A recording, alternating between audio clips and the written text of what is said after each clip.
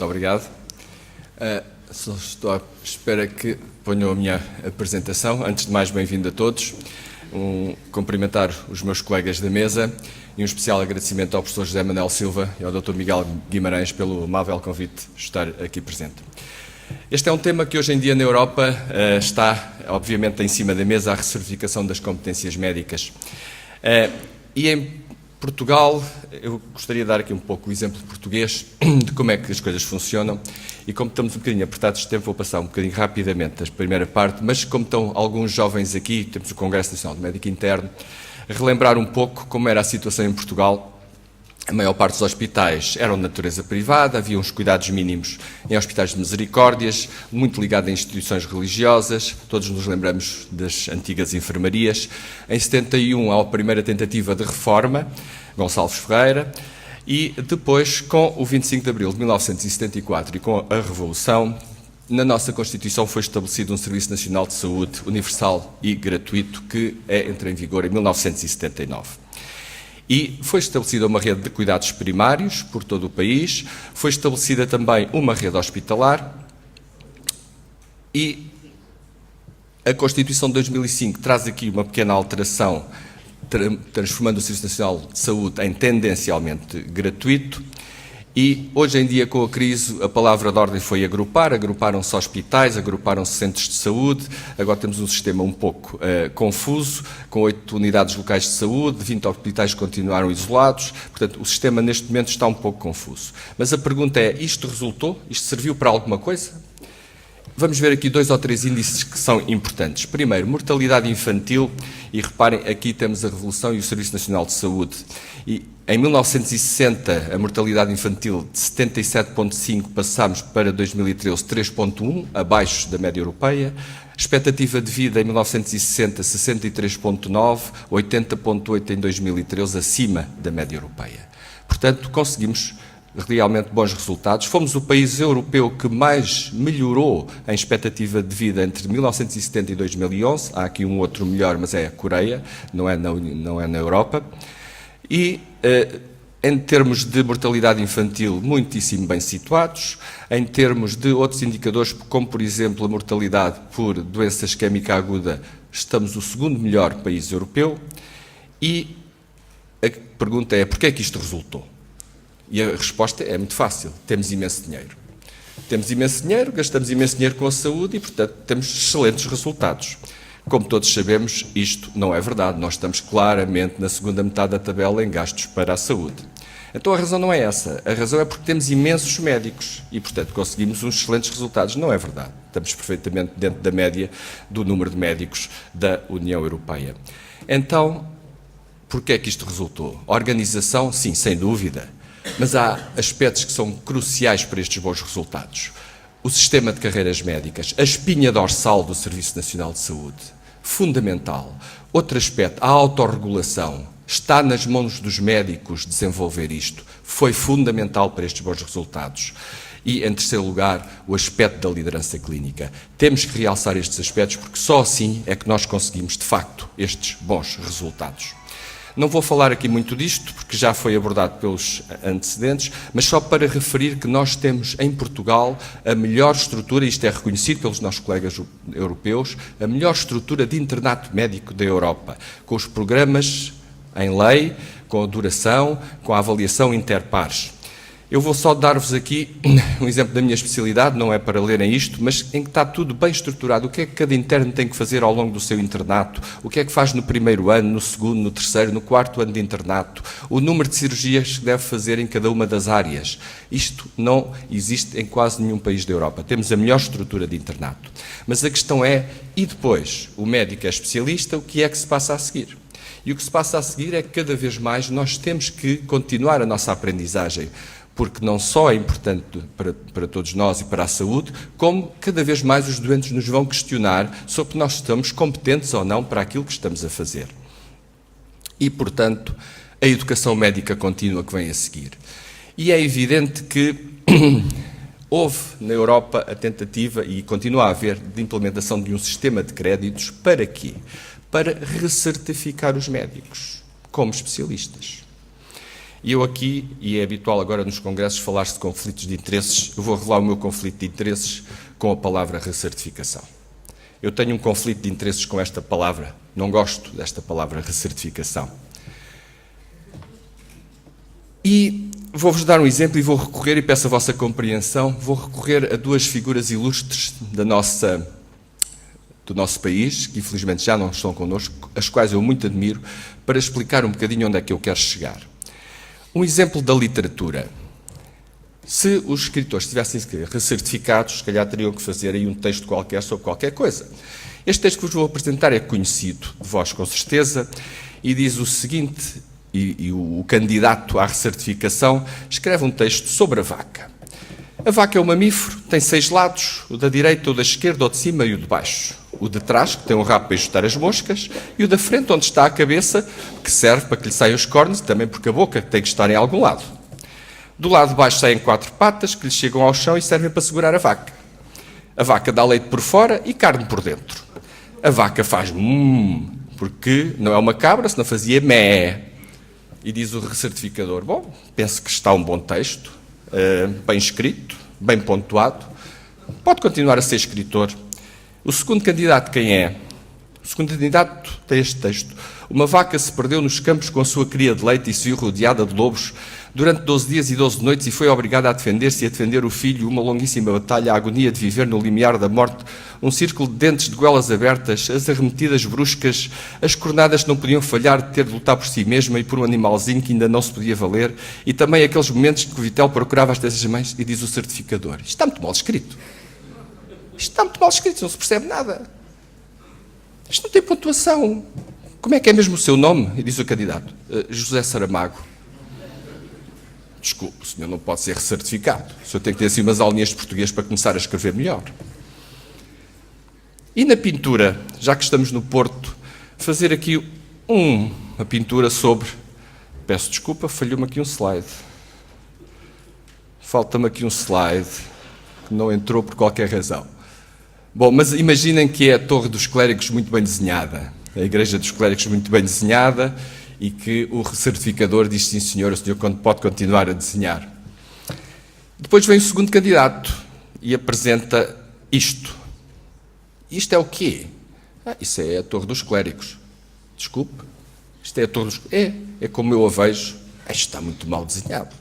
Desculpe lá, isto não pode passar, isto não pode ser recertificado. Como é que é mesmo o seu nome? Pablo Picasso. Não pode continuar a ser pintor a fazer estas coisas. Onde é que eu quero chegar? Onde eu quero chegar é que eu, como oftalmologista, fiz a minha especialidade em todas estas áreas. Estrabismo, oftalmologia pediátrica, glaucoma, etc, etc, etc, etc. Mas há mais de 20 anos que me dedico a uma área muito específica, córnea e cirurgia implantorrefrativa. Eu não posso ser recertificado por todas umas áreas de especialidade que eu já não faço há mais de 20 anos. O que eu tenho que provar é que na minha área de especialização me estou a desenvolver e estou cada vez melhor e a fazer técnicas cada vez mais diferenciadas. Isso é que eu tenho que provar. Não é ser recertificado de um global de uma especialidade que eu já não faço. Portanto, este sistema, que é muito importado dos Estados Unidos, de imitar os outros, nem sempre é a melhor forma de evoluir. Créditos. O sistema de recertificar através de um sistema de créditos. Ou seja, andar de congresso em congresso a colecionar créditos para poder manter a especialidade. Eu dou-vos um exemplo de colegas a colecionar créditos no congresso. É assim que se colecionam créditos e se mantém a especialidade? Claramente não. Claramente não. Portanto, o sistema de créditos é um instrumento insuficiente para aferir a qualidade da prática clínica. Acumular muitos créditos dá uma falsa impressão de qualidade. Os créditos adquiridos são indicador das horas de formação, representando somente uma medida do tempo despendido. E, como tal, a recertificação não mostra ser o método útil para a detecção de médicos subqualificados. Este texto não é meu, este texto é das organizações médicas europeias. Portanto, o que é que diz a Diretiva Europeia das Qualificações Profissionais? Que os Estados-membros devem garantir, de acordo com os procedimentos, obviamente, de cada Estado, que os profissionais são capazes de atualizar os seus conhecimentos e competências a fim de manter uma prática segura e eficaz, mantendo-se a par dos desenvolvimentos profissionais. Portanto, o desenvolvimento profissional contínuo são os meios de educação pelos quais os médicos asseguram a manutenção e aperfeiçoamento da sua competência e, portanto, incorpora, mas vai muito mais além da chamada educação médica contínua por um sistema de créditos. Portanto, a nossa declaração do Luxemburgo, de há uns anos atrás, das organizações médicas europeias, diz que é, obviamente, um imperativo ético e uma responsabilidade individual, que os médicos já têm essa prática, mas que é preciso enquadrá-la nos sistemas onde estão e manter ações de desenvolvimento profissional contínuo ao longo da sua vida. E como? Ou seja, estas 4 perguntas. O quê, como, aprender e usar a aprendizagem. Portanto, é preciso identificar o que se deve aprender, é preciso planear como aprender as ações de desenvolvimento profissional contínuo, é preciso depois fazer essa aprendizagem e depois é preciso usar essa aprendizagem, disseminando-a aos outros, incorporando-a na prática clínica e trazê-la para o local de trabalho, para o serviço. E este desenvolvimento profissional contínuo, esta evolução, deve ser ela obrigatória ou deve ser ela voluntária? E aqui vamos imbricar outra vez no problema das carreiras médicas, que refletem diferentes competências técnico-profissionais, correspondem a uma progressão vertical com avaliação de conhecimentos e desempenho baseada em ações de desenvolvimento profissional contínuo.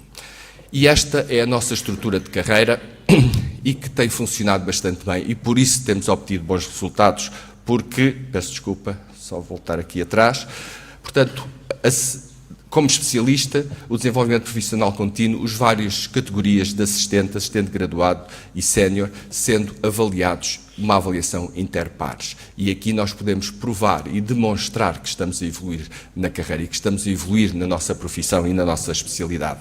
E, portanto, estas categorias, assistente, assistente graduado e sénior, esta passagem, é evidente que, não sendo obrigatória, porque não é, quase todos os que estão integrados no Serviço Nacional de Saúde o fazem. Porquê? Porque isto também tem um acréscimo remuneratório, que não é despiciente, e podemos, portanto, estar, digamos, seguros desta evolução. Porque hoje em dia há quem já escreva estes artigos. Eu penso que o meu amigo Adalberto Campos Fernandes não está na sala, pois não? Ainda bem que não. Há quem já escreva artigos deste género. Porquê pagar aos médicos? Sim, pergunta lógica. Porquê é que nós vamos pagar aos médicos para nos prestarem cuidados de saúde? E, portanto, nós estamos no melhor dos mundos. Em Portugal tudo são rosas. Não, não é verdade. Todos sabemos que não é verdade. Obviamente que as mudanças nos modelos de gestão e privatização ameaçam o sistema de carreiras, os contratos individuais de trabalho, o recurso a empresas. Todos nós nos lembramos, em 2012, aquele famoso concurso público para celebração de contratos, e leiam só o primeiro, em que o critério da adjudicação mais baixo preço unitário por hora, em que se mostrava um quadro deste género, em que a anestesiologia em Braga são precisas 1.600 horas, mas apenas conta quem oferecer a mais baixa remuneração. Então, e a qualidade? Serve para alguma coisa? Não, não serve para nada. Felizmente, nessa altura conseguimos bloquear com uma greve histórica e tudo isto andou para trás, ou pelo menos parcialmente andou para trás. E é evidente que as condições de trabalho dos médicos têm um papel crucial na segurança dos doentes. Trabalho mal remunerado, médicos não especialistas que realizam tarefas de especialista, o famoso task shifting, a mão de obra barata, indicadores quantitativos em vez de qualitativos, apenas conduzem a aumento de risco para a segurança dos doentes. E isto leva à desarticulação dos serviços, à desorganização hierárquica, ao menor interesse em formar internos e ao fim do trabalho em equipa, e o resultado não pode, obviamente, ser bom. O resultado tem, obviamente, que ser mau. E também diminuição da qualidade, peço desculpa pelo erro ortográfico, risco para a segurança dos doentes, desmoronamento do Serviço Nacional de Saúde e falta de médicos. Cada vez vamos ter mais imigração se as coisas não mudarem, porque nós sabemos que temos alguns, eu peço desculpa, faltam-me aqui slides, não sei o que é que aconteceu, mas pronto, faltam. Alguns desafios que nós temos hoje em dia: poucos formadores, esclavização do trabalho, o task shifting, os hospitais muito urgenciocêntricos e a falta de apoio à formação, que é fundamental para mantermos a nossa qualidade. E o problema das idoneidades formativas. Temos que planear quantos médicos precisamos, quantos especialistas em cada área nós precisamos. E a Ordem tem feito um trabalho notável aí, mas é preciso haver um trabalho conjunto entre a Ordem e as estruturas do Governo. É preciso haver garantia que há estes concursos para que as pessoas possam ser avaliadas e possam evoluir na carreira, porque senão vamos ter um problema da imigração. Porquê? Porque se nós olharmos para os... Vê-se mal... Não, vê-se bem, por acaso, a linha de baixo. Se olharmos para os salários médicos na Europa, estamos a ver que há uma discrepância enorme entre salários de 200 a 300 euros nos alguns países do leste europeu, como a Roménia, a Hungria, etc., até salários à ordem dos 14, 15 mil euros nos países mais desenvolvidos. E, portanto, é natural que, quando olhamos para o mapa da Europa e temos 3 regiões claramente definidas, começa a haver já uma imigração razoável dos países do Sul para os países mais ricos e uma brutal imigração de médicos dos países de leste para os países mais ricos. Para vos dar um exemplo, na Bulgária formam-se anualmente 500 médicos e imigram 500. Portanto, se juntarmos a estes, os que se reformam, eles estão continuamente a perder médicos. É preciso também olharmos para isto. Para concluir, estou mesmo a acabar, espero não ter ultrapassado muito o meu tempo, é preciso enfatizar, realçar que o sistema de carreiras médicas deve desenvolver-se, continuar, para mantermos o nosso Serviço Nacional de Saúde e para mantermos o desenvolvimento profissional contínuo. É evidente que, e o professor José Manuel Silva tem chamado a atenção a isso, cada vez mais nós temos um número significativo de médicos que está fora do Serviço Nacional de Saúde. Nas PPPs, nos privados, é preciso fazer a extensão do sistema de carreiras médicas a esses hospitais. Já se fez um acordo em Braga, estão-se a fazer acordos nas várias PPPs. É preciso estender isto também aos hospitais privados. E eles também penso que estarão interessados, porque a partir do momento em que estão interessados também em ter internatos, a lei diz, para isso tem que ter um sistema de carreiras semelhante ao do Serviço Nacional de Saúde. E porquê? Porque, obviamente, tem que haver aqui uma transversalidade. O médico que é um assistente sénior não pode passar para outro hospital e apenas assistente. Portanto, tem que haver uma transversalidade aqui na transição. Por isso, nós temos que ter esse sistema de carreiras abrangente. Mas há também uma outra pool de médicos, e mais uma vez o professor José Manuel Silva tem chamado a atenção a isso, que estão fora do sistema, por variadíssimas razões, por opção própria, porque estiveram X anos sem trabalhar, porque um colega que foi diretor clínico durante 15 anos e não operou e vai voltar a operar. Há uma pool de médicos cada vez maior que não está dentro desse sistema. E aí, se calhar, nós temos que implementar algum sistema de recertificação destes médicos para garantirmos que eles têm a qualidade necessária e suficiente para continuar a exercer. E, como costumamos dizer, we have a great profession, but sometimes rubbish jobs. E muito obrigado pela vossa atenção.